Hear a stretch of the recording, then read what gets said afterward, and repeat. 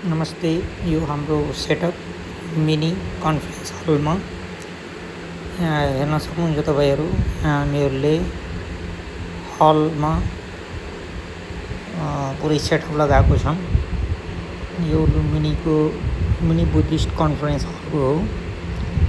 प्रमुख अतिथि हाम्रो नेपालको आइजिपी दानबहादुर कार्कीजी हुनुहुन्छ र हाम्रो यसमा विभिन्न सङ्घ संस्थाका धेरै साथीहरू आउनुभएको छ र यसमा लगभग 5,000 देखि 6,000सम्मको उपस्थिति छ।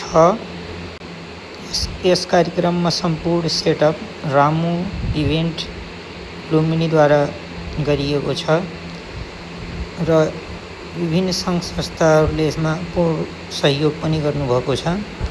शान्ति पदयात्रा तथा जनचेतनामूलक कार्यक्रम रहेको छ। यस कार्यक्रमले लुम्बिनी क्षेत्रमा विशेष योगदान पुर्याउने हामी पूर्ण आशा राख्दछौँ।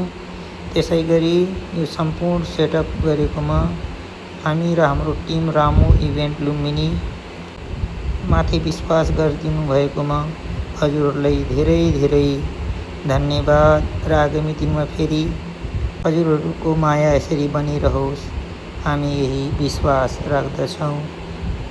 हस्, धन्यवाद। जय नेपाल।